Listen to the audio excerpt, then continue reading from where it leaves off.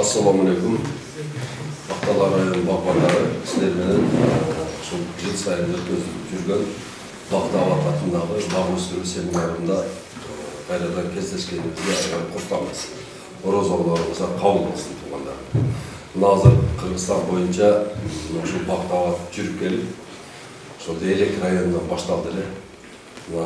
Narın rayonunun Aktalasına geldik. Aktalada hazırdan şu sizler babadıykanlar menen bağbanlar menen joluguşup bugünkü sabağımızda negizgi maksatı şu Kırgızstanda dağı bağbançılık önümüp bunun menen jemişlerini biz özümüz толук özümüzdü kamsızlık Kırgızstan Respublikası dağı özün tamak aşı menen толук kamsız kılış gerek. Bizde işke jaramdı 3,5 milyon gektar yer var.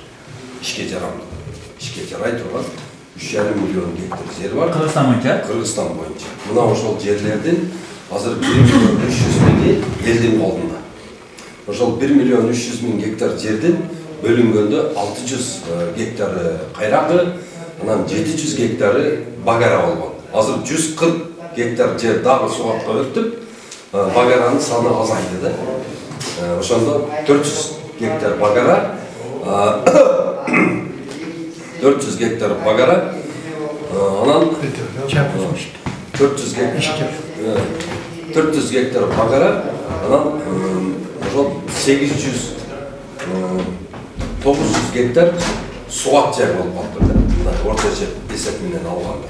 Мына ошону 900 gektar suat жерден туғандарым сол тең жарымы бізне бары көп жылдық чөп айдап алыппыз. Беде, экспорция, люцерна, ошондой чөптөрдү айдап алатыныбыздағы аны сабыз келгенбиз, анан кийин ошол дагы суат жерлерибизге будай да себеткенбиз да. Артпаганда мал болсо болду деп. Анан ошентип туугандар биз где-то бир 100 эле гектар жерде алма, өрүк, шапталы, ошол эле сабиз, пияз, дарбызыбыз, ошонун баардыгы болгону 300 эле гектарда экен. Калган ошол 3,5 миллион гектардан 3 миллион 200 миң гектары чынын айтканда мына Кыргызстанга пайдасы жок эле жатат экен да. Мына ушуну азыр элге түшүндүрүү иштерин жүргүзүп, элим, буякта ушунча жерибиз турат, ушу жерлердин баардыгын иштетели, мына Кыргызстан үчүн пайдасы тийсин. Мына ар бир ушул жаран ушул ишти түшүнгөндөн кийин анан кийин биз өнүгөбүз. Айыл чарбасы жок мамлекет бул мамлекет эмес. Айыл чарбасы жок мамлекет, эч нерсе чыгарбаган мамлекет барып жок болуп кетет. Мына ушуну биз элдерге түшүндүрүп келе жатабыз да. Мына азыр Кадамжай районунда туугандарым 1 гектар жер 1 миллион сом бербесе иштетпейт. 1 миллион сом бериш керек, анан иштетет. Алды кишилер ушу 5 миллионго чыгарып атат да. 5 миллион киреше көрүнөт. Алдындагы. Мына ушул эле шартта, силердер ошондой эле шартта жашап жатасыздар. Күн бар, алхамдулилля, суу бар, алхамдулилля. Жер толтура экен, жер аябай көп экен. Мына азыр иштетем десеңиздер, каалашыңарча жерди мына ажыратып бергени, мына ушул жер адистери даяр турат. Иштетем эле деп. Каша кармап туруп ушул жерге туугандарым мына ушул Польшадан келген оригинал, плюс-минус 40-ка чыдай турган, анан кийин түшүмдөрү чоң, анан рентабельности аябай жакшы, бир куштан 8 килограмм бере турган тисел, тибен, рубен, бентиран деген өтө сорт карагаттар бар да. Мына ошол карагаттарды айдап туруп, мына ошол жерден 1 гектардан 20 тонна карагат. 20 тонна карагатты 100 сомдон эле сатып каласыздар. Былтыр мына атбашылыктар 300 сомдон сатты. Мейли силер 100 эле сомдон саткыла. Ошондо деле 1 миллион сом киреше көрүп кайсыздар? Жөн эле. Туурабы? Мына ошол карагатта отургуш үчүн эми канча каражат кетет? 1 гектар жерди кашалаганы 200 миң сомдон. Аябай кашалайсыңар да. Баягындай репция сетканы тартасыздар, же болбосо баягы шарнирный сетканы тартып, адан сырткарыдагы кресине крес, анан түрөк полосный кылып туруп, баягында зым менен сая тұрған зым менен торлоп берсеңер дағы, торлоп қойсаңар дағы. Не? Ошондо дағы 200 000 сом арам кетет. Болды, бір мал жолай алмайды ана. Тимейді ана. Қойда келе алмайды, реабилитацияда. Берке бая сайчу зымға бодо менен жылқы жолабайды. Болды, келді, мұрдына бір сайты болды, болды. Қарағатта ошол жерге егіп, мына 1 гектар жерге 5000 қарағат батады. Басы 150 сомнан 750 000 сом болады. Қашалағаныңыз менен 950 000 сом, анан кейін капирный менен 1 350 000 сом менен 1 гектар жер полностью не бақ болады да. Қарағат бақ болады. Қарағаттың несі жақсы? Қарағаттың жақсы жері бұл дайыма өтімді тауар. Бұл дүние жүзінде 13 мемлекет болса, қарағат өсе тұрған. Ошонундағы не? Бирөөсү Кыргызстан экен, урматтуу менен туугандарым. Шонун бирөөсү Кыргызстан экен. Мына ошол Кыргызстандын дагы болуп дагы ушу Нарын облусу экен да. Эң сонун боло турган. Эң баягы кристаллический деп коет. Жалтыраган карагат кушак экен да берди. Мына ошон үчүн туугандарым ушул шансты колдон жибербестен, өзүңөргө бөлүнгөн жерлер алхамдулилла жетиштүү бир адам башына канчадан тийген берди жер. Средний. Мына мен өзім Қарасудың тұрғыны, Қарасудың тұрғыны. Маға 3,5 сотық жер тиген, айналайындарым. 3,5 сотық жер тиген бір адам басына. Аяқ түштікті. Жерде жер Құдаға шүгір. Мына үй бүлөдө 5 киши болса да 2,5 гектар үлүш жериңер бар. Мына ошол үлүш жериңерди пайдаланып, карагат эгип, мына ошол малды кылба деп эч ким айткан жок. Малды жасагыла. Малды жасагыла. Бирок малды дагы мына ошол чөптү көрүп атасыңар. Эмне болуп атат? Мал деген бир оозу менен жеп, 4 туягы менен тебелеп атып, не? Жайыктардын бардыгын деградация кылып салды. Келиңиздер. Алейкум ассалам. Мына ушул өзүбүздүн жерибизди аябай дагы турмактуу менен туугандарым. Мына өзүбүздүн жерди аяп туруп, мына ушул багбанчылыкты дагы ошол ягодный тармагына өтөлү туугандарым. Эгерде ушул багбанчылыктын ошол ягодный түрү боюнча силерде кандай суроолор боло турган болсо туугандарым, түз эле өзүмө кайрыла бериңиздер. Кандай отургузуш керек боюнча, кантип азыктандырыш керек боюнча, кантип анын көчөтүн каерден алабыз, мына ошонун түшүмүн кайда сатабыз деген суроого чейин бизде жооп бар. Коркпоңуздар. Быйылкы жылга хотя бы ар бириңиздер 5 сотик жерге отургузун. 5 сотик жерге карагат отургузун, ошол жерде каша кармап баштап койгула. Мына ошонун 5 сотиктин түшүмүн эле сатканыңыздарда не 50 000 сом болгондо айтасы, иштин баары көмөктө турбайбы. Мен 10 койду кууп жүрүп, адам 50 000 сом киреше ала албай турбайбы? Анан көрөптү, мына ошол 5 сотик жеримди иштетип, мына ошол 5 сотик жеримди иштетип, мына ушунча киреше көрүп атам. А биякта менин монча жерим турат. Мына ушул жерди эффективдүү пайдаланып туруп, мен бул жерден сонун киреше көрүп, киреше булак ачылып калат турбайбы? Мына туристтер келип атат, турам. Эбегей сиз туризм деген өнүгүп эртеге жолдор ачыла турган болсо, бул жагы Өзбекстандан, бул жагы Түркмениядан, Тажикстандан, Иран, Ирак, Сирия бар жокпой келет. Алар бизден эмне алып кетет? Берге келип силерден эмне фисташка сурайт. Эми исте берип койчумун. Же бадам сурайт. Сурабай силерден бадам. Силерден эмне сурайт? Тоонун карагаттын вареньясы барбы дейт? Тоонун дейт. Кожокатынын малинанын вареньясы барбы дейт? Борсунактын вареньясы барбы? Чычырканактын майы барбы деп сурайт силер. Ошону алып кетели биз дейт. Барып туруп ошоктон пайдаланалы дейт. Мына ошол Өзбекстанды ал ай анан Койлук деген эки чоң базары бар да. Дордойдон 2 келет экөөдө. Мына ошол жерде мына Ысык көлдүн 1 литр вареньясы, карагаттын вареньясы 1000 сом. 1000 сом. 1 литр карагаттын вареньясы. Мына 1 литр карагат вареньяга карагаттын өзү 100 сом болсун, сахары 50 сом болсун, банкасы 50 сом крышкасы менен. Ошол бүтүп атпайбы? 200 сомго турам. Могу жерге коюп койсоңуз, туристтер келсе, сата бербейсизби 500 сомго. Производство бiri ачылып атат, анан жердин күрдүүлүгүн көтөрүп атасыздар. Жердин күрдүүлүгүн көтөрүп атасыздар. Бак болгон жердин асылдуулугу ашат, көтөрүлөт. Мисал үчүн, эч нерсе жок, эгилбеген, жөнөкөй жылыга будай себилип жүргөн Акталадагы жердин 1 гектары $10.000 боло турган болсо, үлүш жерди сатканы. Баг отургузгандан автоматически ошол 3 эсе көтөрүлөт. Мына азыр бизде Ошто 1 гектар жерди 1,5 миллион сомго таппайсың да? Жок. Суга 1,5 миллион сомго. А эгерде ошонун үстүнө бир 600 эле гилет отургузуп койгон болсо, автоматически 60 миңге чыгып кетет да, ошо. $60.000. Жерди кымбаттайт, биринчиден. Жердин баалуулугу көтөрүлөт. Анан ошол жердин өзүнүн валидети көтөрүлөт. Баазырда бардык элементтер камтылып, бак болгон жер күчтүү болот. Мына бизде азыр ишке жарамдуу 3,5 миллион гектар жер боло турган болсо, ошонун 2 миллион гектары жакынкы жайлоо болуп жазылып калганда жайыт болот. А баягы жайыттарда азыр 2 миллион гектар жерди азыр кайрадан багытын өзгөртүп, мына элге таратып берүү эмесине, документине кол коюлду. Кудай кааласа, эми силердин районуңарда дагы ошол жерлерди силерге сунуштайт, конкурс аркылуу. Кунарлуулугу төмөн жерлерди.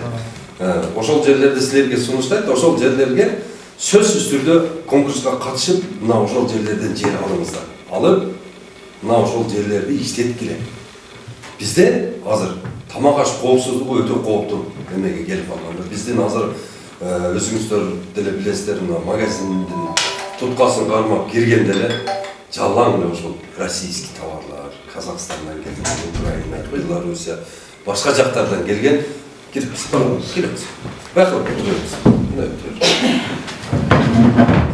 башка жактан келген товарлар менен толуп калды магазинибиз. А биздин өзүбүздүн өндүрүшүнө сырье жок турат да. Сырье жок, кадимкидей. Мына Ошто Балширин деген аябай чоң варенье жаба турган бир эме бар, комбинат бар. Абдулла эке, ишенсеңиз ишениңиз, ишенбесеңиз жок дейт. Бизде почти дейт 90% продукцияны Өзбекстандан алып жаап атабыз дейт. Биздикилер эч нерсе отургузбай койду дейт. 90% Өзбекстандан. Ошол эле кызыл карагатты Өзбекстандан алып чыгат экен. Ошол эле малинаны дагы Өзбекстандан алып чыгат экен. Анжир, баягы кара гилес бар го, жапайы. Ошонун бардыгын ошол жактан алып чыгып жаап атат экен. А бизде уже биздин дарактарыбыздын бардыгы эскирип, жанагыны же алып салбайбыз, көзүбүз кыйбайт. Же болбосо, жанагыны жакшылап кылып дарылап иштете албай атабыз да. Илим жетишпегендиктен ошондой болуп, ушундай абалга келип калыппыз да. Мына азыр биз баштаганда 2015-жылы жыл сайын ошо Өзбекстандан эң эле аз дегенде 100 миллион ошол сапатсыз көчөт келет эле да. Мына элдерге түшүндүрүү иштерин жүргүзүп атып, бардык кыргызстандыктарга. Моз түштүктөн келген көчөттөр түндүккө өспөйт дейт. Натыйжа бербейт. 1000 көчөт отурсаңыз ошонун 2 көктөсө көктөйт, калган 998-и курап калат. А жанагы көктөгөн чакта деле жанагынын түшүмүн сиз эч жакка алып барып сата албайсыз. Себеби дегенде ал дегендай өздөрү колу менен жасап, аркасында бир институт жок, бир окумуштуулар жок артында. Жанагы мөмөсүнүн сапаты жок, эч жакка сата албайсыздар деп түшүндүрүп атып, мына азыр ошол контрабанда, анан кийин баягы ачыкча жабыкча келип аткан көчөттөрдүн санын резко уже түшүрүп койдук да. Кирбей калды ошолор почти. Анан биз баштаганыбызда ошол Кыргызстан боюнча баягы биз сунуштап жүргөн карлик, полукарлик ыргалдуу. Анан Польшанын баягы карагат малиналарын эч ким албайт эле. Булар бир жылда эле түшүн бербей коет. Тигил бул деп баягы эмеси менен. Түшүнүгү жоктугуна келе салам. Түшүнүгү менен. Ошентип азыр элдердин бардыгына түшүнүк келди. Сапатсыз көчөттүн кереги жок турбайбы бизге. Onu отургускандан жылга эле 100 сом бересиң. Аны дегени бар, ал отургусасын, анан майнак чыкпайт. Анан кайра дагы отургусуп, кайра ошентип мүнтип убакытты кетирбейли деп элдер уже түшүндү дагы анан көрөктө. ошол 400 сом болсо дагы ошол жакшы көчөттөн бир 50-ді 100-ді отургузуп алайын деп уже элдер ошого көнүп азыр тынымсыз ошол Турциядан анан Польшадан келген көчөттөрдү алып калышты да. Эми бул азыр ташып ичкен тойбойт дегендей, бул деген өтө бизге мындай зыян берип атат да. Бул башка жактан ташып келген көчөттөр бизге зыян, биздин экономикабызга зыян. Мына азыр ошол биздин бийлик башчыларыбыздан, президенттен, премьер-министрден, жалпы ошол депутаттарга кайрылып бизне мына ошондой Түркиядагыдай, Польшадагыдай сапаттуу көчөт чыгара турган көчөтканалар бизге да болсун деп жалдырап атабыз да аларга. Bir көчөтканага 200 гектар жер кетет. Bir көчөтканага. Жанагынан кийин бир өзүнүн бир зданиясы, ошо акимчиликте бир здание керек да, $1 миллион болуп. $1 миллион 200 миң долларга оборудование келет. Инвентура лаборатория келет. Ошонун ичине кирет зданиянын ичине. Анан баягы ошол эмелерди үшүп калбаш үчүн кышындасы да чыгарылат да, бул кыш менен тынбай иштетилгенде мына ошол байкебай бияк отуруп. Ошолордун бардыгы иштеш үчүн, тынбай иштеп туруш үчүн ошолордун бардыгы теплица керек. Теплица $1 миллион. Анан жанагы жери бар жоо биригип туруп, эң кымбат болсо $6 миллион түшөт экен. Бирок ошол көчөткана жыл сайын жанагы $4, $5, $10 көчөттөрдү жыл сайын ар бир көчөткана эң аз чыгарганда 5 миллион чыгарып бере алат экен. 5 миллион. Бул деген бир эле чыгарганда жанагы мамлекет берген акча чыгат деген да. Болду, бир эле жылдыгы менен мамлекет салган каражат чыгат дагы, а калган постоянно не чыккан көчөт ошо мамлекеттин эсебинен элге бекер таратса болот, мындай кредитный система кылып берсе болот, баягындай үзүп бере турган пайызы жок. Мына ошону тынбай айтып атабыз да. Бизде азыр инвентура лабораториясы менен көчөткана мына Өзбекстанда азыр 4-түштүк болду да. Өзбекстанда 4-түштүк болду. Өзбектер азыр жакында уже түрктөрдүн көчөттөрүн такыра албай калат. Польшадан да албай калат. Мына булар өздөрүнүн көчөт чыгарып атат да. Мына азыр ошол көчөтканаларды мына түштүккө түндүктөн барган көчөттөр аябай жакшы результат көрсөтөт да. Ошон үчүн туугандарым, мына силер жазышканды билесиздер, бардыңыздар. Мына Кыргыз Республикасында сабатты жоюлуп алган киши калган эмес да. Кудайга шүгүр бардыгыбыз ата-энебиз окутуп койгон, бардыгыбыз жаза алабыз. Мына Фейсбукка азыр баягы бир сен сакалчан, мен мурутчан, сен калпакчан, сен допчан деп кечке ызы-чуу кылып жазышып, буара болуп канча убакытты кетирип атабызбы? Ошондон көрөктүү бакманчылык жөнүндө жазыңыздар. Мына ошол Ак-Талаанын кандай кылганда Ак-Талаада бакманчылык өнүгүп кетет эле? Эмне себеп болуп атат ошол Ак-Талаада бакманчылык өнүкпөгөнүн себеби эмнеде? Мына биздин баягы жерлерибиздин деградация болуп аткан себеби эмнеде? Мына айыл чарба жок болсо, туугандар, биз эч качан мамлекет эгемен болбойт. Мына өзүңүздөр көрдүңүздөр, бир нече жолу бизде революция болду. Ошол кезде биздин коңшуларыбыз кордон кылып, чегераны жаап койду. Ошондо кадимкидей ошолордон келип аткан товарларга биз муктаж болуп калдык.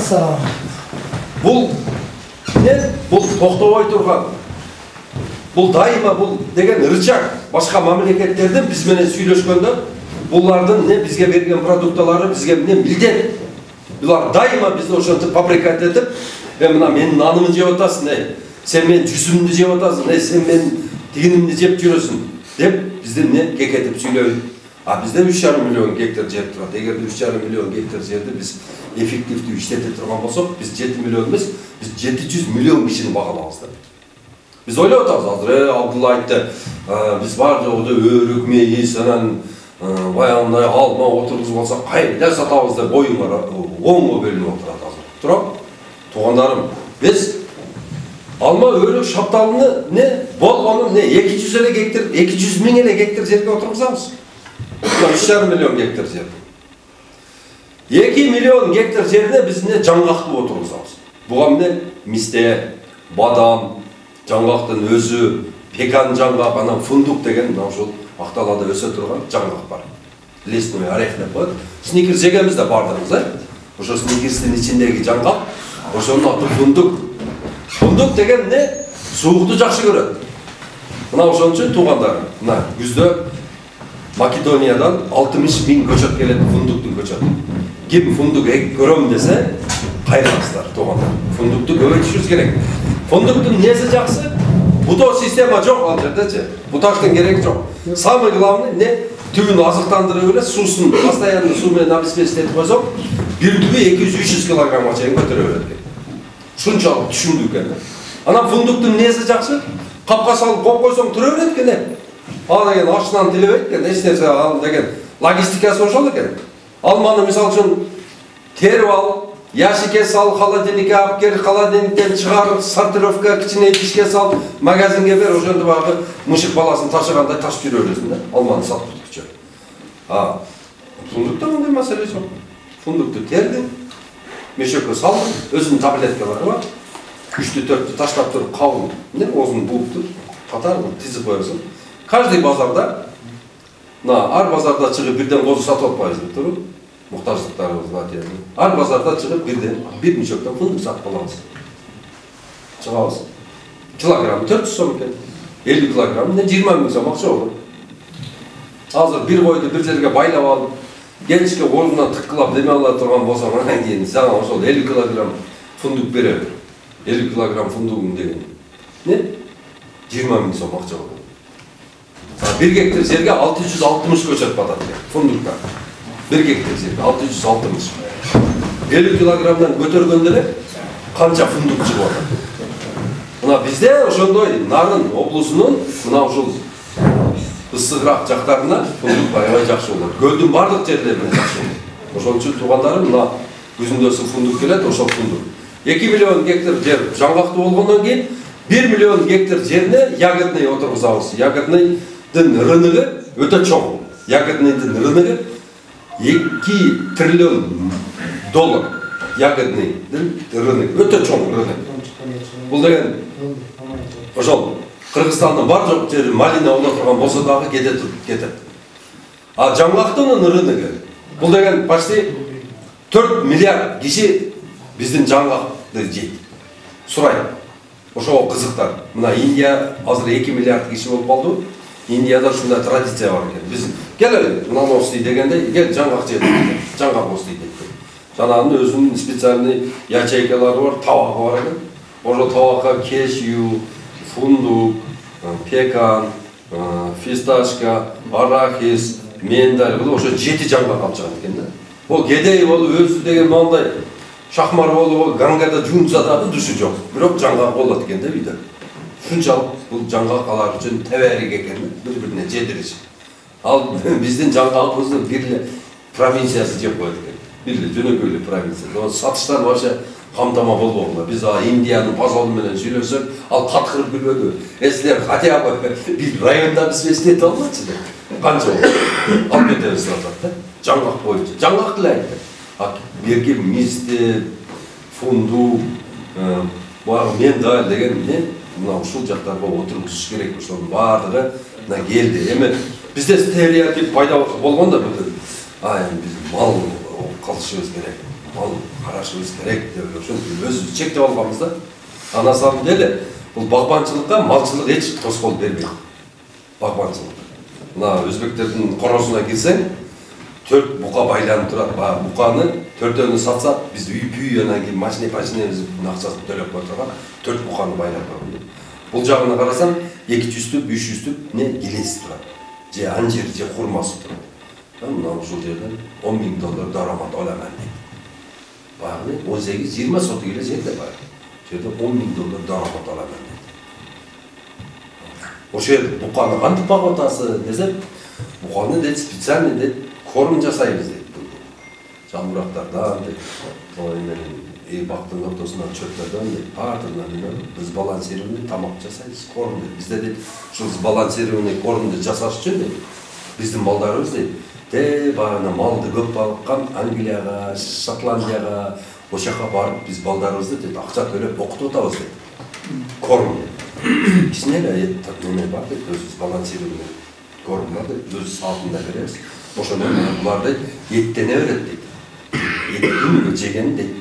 Кичине эле неме чыгарат экен. Ошол чыккан кыкты дагы кол менен ала койбой, баягы мында перчаткасын кийип ала коюп баягы биогумусуна берип атат. Биогумусту биз мисалы үчүн багабыз десек, сөлжанды полный кое берсек деле Кыргызстанда полный обеспечить этсе болот да, өзүбүз органика тамак ашкан. Бизде мал көп да. Жананын кыктары ар жерде мусор болуп жатып, анан огородко сеип таштайбыз. Огородко сепкенде жанагы